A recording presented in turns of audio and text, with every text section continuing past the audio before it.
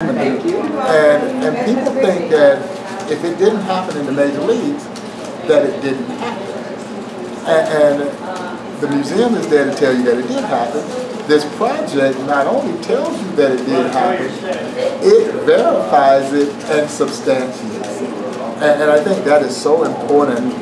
And we talk about it from the standpoint in the context of what the young people did as one of the most, I think one of the most meaningful experiential learning projects I've ever been exposed to. I think what these kids, the project itself, the way the project was constructed, the execution of the project that led to the eventual ride itself, is just absolutely incredible.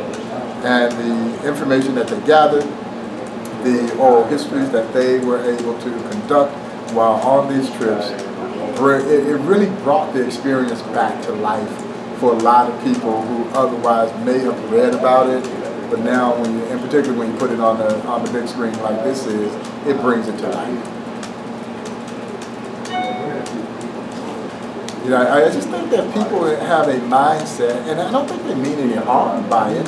They think the Negro Leagues were a lesser problem, and you know, that's the constant battle that we have in terms of helping our visitors understand that there were two professional leagues that operated in this country simultaneously to one another. One, we know everything about the major leagues, or we have a place that we can go and get that information. The other, the Negro Leagues, which did the exact same thing. It gave the best black and Hispanic baseball players an opportunity to showcase their world-class baseball skills as well. And so the Negro Leagues wouldn't take a back seat to any league. This was a league that was filled with extremely talented athletes. Now, it may not have been as well financed as Major League Baseball, but the play on the field was just as good. And some will argue even better, because it was a different brand of baseball. It was fast, it was aggressive, it was daring, they bunted, they stole bases, you know, did these kinds of exciting things that drew a substantial fan base, no matter whether they were part of league games or barnstorming around the country. People had heard about this great style of play, the great athletes, and they wanted to see it. And so, as I said, when they would ride into town, if the town had 1,000 people, 900 people was at the game. You know, and it was that kind of phenomenon. I know, that's a great image of you know, Satchel Paige comes to town and the whole town shuts down. That just would have been something to see. Well, and everybody wanted to see Leroy Satchel Paige pitch. You know, his reputation certainly preceded him. And not only could he sell it, he could back it up. And so the incredible feats. And again, he was such a huge draw. Everybody wanted to see Satchel Paige pitch. And even Satchel said he enjoyed barnstorming probably more so than the league games themselves, because he got a chance to be free. And he could travel the country, and he was doing these things, and the admiration and the love that he got from fans, you still see it today. Everybody talks about Satchel Paige in some light, in some way, some form, some fashion. That name itself has kind of transitioned and transcended into modern day baseball because of the lore and legend surrounding this one giant of the game. Yeah. So for people who don't, who they haven't, you know, thought about this in a long time, maybe haven't even been to your museum, tell me just a little bit about that, because that's an interesting side note. Here you are, you've come all this way to be here for this event. Yeah, I'm barnstorming. and you know, we do that. We barnstorm all over the country trying to take this story and this message about what this museum represents and the important chapter of history that it documents. I used to say so fondly when Buck O'Neill and I used to make this trip out to Seattle, and of course Buck catapulted into national stardom with the Ken Burns documentary.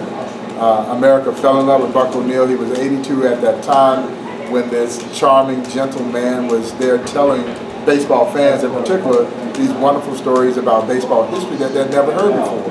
And of course, old Buck did it with a twinkle in his eye, a smile that lit up the screen, and America fell in love with him. As I said, he was 82 years old at that time. And I'll never forget the headline in the Kansas City Star. the daily newspaper there in Kansas City says a star is born at 82. And God blessed him that he lived for another 12 years so that he could go out and carry this message. And Buck was traveling all over the country preaching the gospel of the Negro Leagues and the virtues of his museum to any and everybody who would listen. And I think now we're trying to carry that message forward. You know, the crusade continues. You know, we don't have that great preacher like we did with Buck O'Neil, but you know, for me now to be able to get out and do some of the same things that he was doing to help people understand the significance of his history, to hopefully get them engaged in a manner in which they will want to support what we're doing so that we keep the legacy of the Negro Leagues alive long after that last Negro Leaguer has passed away. And for any museum, that's the challenge. You want people to remember whatever that subject matter is. And of course, in this case, it was those forgotten heroes of the Negro Leagues. You know, they played the game. Now, the one thing that does bother me is people will say, well, it's a shame nobody saw them play. Well, no, there were a lot of somebodies that saw them play. They just happened to be black. And so mainstream America missed some of the greatest baseball players that ever played this game. And so that's the message that we're trying to get forward. And we're also trying to help people understand this amazing story that I think embodies the American spirit, unlike any story in the annals of American history. So America didn't want them to play baseball. The American spirit allowed them to overcome that. And that's why I think the story is so captivating, it is so compelling, it is so awe-inspiring. And so when people come to Kansas City to experience the Negro Leagues Baseball Museum, I think they walk in expecting to meet some pretty good baseball players, and you leave not being disappointed. You meet some of the greatest baseball players to ever put on a baseball uniform. But by the time you walk away from that experience, you walk away with an even greater appreciation for just how great this country really is. And I think that's the gravity of what this story represents. There are so many amazing, inspirational learning tools embedded inside that story. And I think it's one of the most significant stories of hope, dedication, pride, determination, courage that we've seen.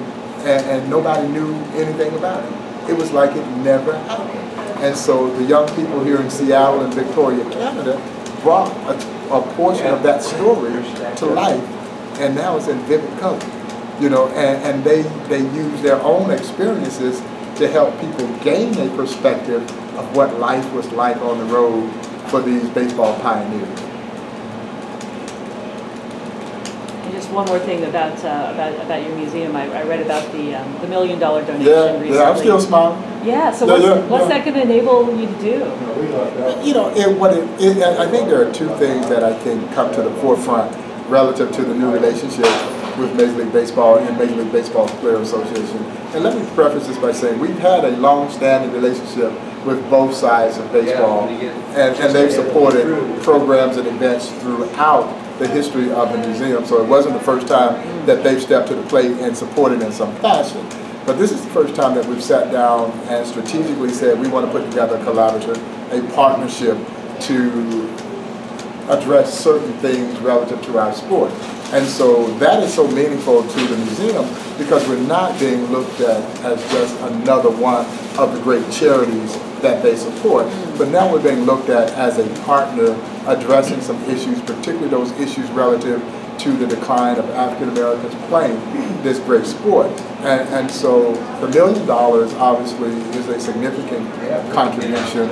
It will be used to help with expanding program opportunities, exhibits, some technology enhancements, some work with the Buck O'Neil Education and Research Center, the expansion of the Negro Leagues Baseball Museum, some traveling exhibitions that we will build, but it will also align us with other initiatives that both Major League Baseball and its Players Association are embarking on as well, which will then allow the museum to be front and center as part of that, so that again it expands the scope and the breadth and depth and magnitude of our museum and the reach of our museum, and hopefully along this process influence other young, particularly urban kids to want to play this game. And so when they see these vivid images of themselves, and I think that's so vitally important, a sport that when you can come into an environment, whether it's the Negro Leagues Baseball Museum or if it's through the traveling exhibitions that we create, where they can walk into that environment and see people who look just like them, who played the game as well as anyone ever played the game. But not only did they play the game, they owned teams, they were managers, they were coaches, they were team physicians, they were traveling secretaries. They did everything to fulfill the business of the game of baseball. And so yes, we want them to dream of playing in the major leagues, and we hope that that dream is fulfilled, but we also want them to be exposed to the other opportunities that are so prevalent as part of our sport that they may never have been introduced to otherwise. And then to know that there's a legacy of being successful in doing all aspects and all facets of this sport. At least we plant that seed so that they are allowed to dream about the possibilities associated with this sport. And we want them to fall in love with baseball. We want them to be nurtured in this game. And I think the history and heritage of our sport is a very important part of that. You know, no sport holds to its history the way baseball does. It is that one sport where we consistently and constantly compare the greats of the past with the stars of today. You don't do that as much in the other sports. I think it's almost assumed that those, whether it's football or basketball, that the guys who played it now were better than their counterparts years ago, but not baseball. And perhaps it is that romantic nature that follows America's pastime. So for me, Henry Aaron is my all-time favorite baseball player. And so in my mind, there will never be another baseball player greater than Hank Aaron. Even if they are better than Hank Aaron, they still won't be better than Hank Aaron in my mind. And so that's baseball. That's the beauty of baseball. Whoever your favorite player was when you were a kid, they're going to be your favorite player the rest of your life. That's true. I was a Giants fan in my 20s, lived in San Francisco, and I was just reading up recently again on what happened to some of the guys who played 30 years ago. The decline of African American participation, that's really only been about the past 20 years or so. 20 years, 20, 30 years. You know, we saw its apex in the 70s when it represented somewhere in that neighborhood of 26, 27% of baseball's workforce, which was pretty close to being in line with the population. And then all of a sudden those numbers started to decline. And you know, we've been going back trying to trace what happened to lead to that decline. And when you hear the percentages, it doesn't really register. I think there's about 7-8% of baseball's workforce today that are African American, American-born blacks, that are in the major leagues right now. But when you hear the numbers, 62. Wow. Yeah, I knew about the percentage, and even when you hear the percentage, even though it is a minuscule percentage, you still think in your mind that it's more than that. But then when you hear there's 62 American-born blacks playing in Major League Baseball, it is just absolutely astounding. Yeah, 30 teams, 25-man rosters on each team, and 62 American-born blacks on those teams. And so it magnifies the issue that we already knew that we had. And I think it's important for our sport to make sure that everybody has an opportunity to participate. And we've seen a sport that was once really a blue-collar sport. Back in its day, it was a blue-collar sport. You had sandlot baseball diamonds and they were filled. Today, it's a country club sport. You know, it gets to be extremely expensive to play this sport when it's in an organized capacity, and the league fees, the equipment, all these things, the traveling team, all very expensive, and they've priced out a lot of kids. But somewhere along the line, there became this detachment from the African American community with our sport, and we want to bridge that gap. You know, we have a proud legacy as it relates to the game of baseball, and we don't want to lose that. And we want the young people to understand where their place is in our great sport.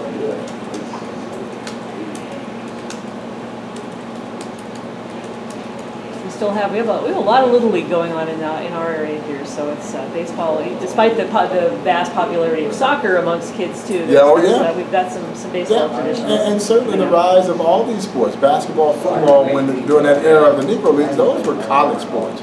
You couldn't make a living playing those sports. And so the great athletes gravitated to baseball. No matter how good you were in basketball and football, those great athletes played baseball. Everybody played baseball. It was the sport. But now, as you touched on, basketball, football, and now even soccer are pulling these great athletes away from our sport. And so we've got to make baseball, again, one of those sports that the kids think about instantly wanting to be a part of, no matter what color their skin is. And so, but certainly as it relates to African Americans, which have been kind of drawn away over into basketball, pulled into basketball and football, because I think there is instant wealth associated with those sports. There are full ride scholarships that are associated with those sports. Baseball has to catch up. Baseball absolutely has to catch up. Baseball is a very tradition-rich sport as well. And so it hasn't done a good job of marketing its stars the way that basketball and football in particular have done. The Negro Leagues did it exceptionally. So it was Satchel Paige and the Kansas City Monarchs. You know, it's Rube Foster and his Chicago American Giants. Oscar Charleston and the Indianapolis ABCs, or Josh Gibson and the Pittsburgh Farmers or Homestead Grays. They were never afraid to put their stars out in front. They understood that this was a star-driven sport, and that's what people came to see. And baseball has always been a very traditional game as it relates to Major League Baseball, where nobody's above the team. Well, when Satchel Paige was on the mound, everybody understood it's Satchel Paige, and that was okay because everybody benefited from it. And so I think that's the thing that baseball has to, I think, embrace in terms of how it markets its sport to the masses, to add that level of cool to it, and so again, make it relevant to this ever-changing society of young people.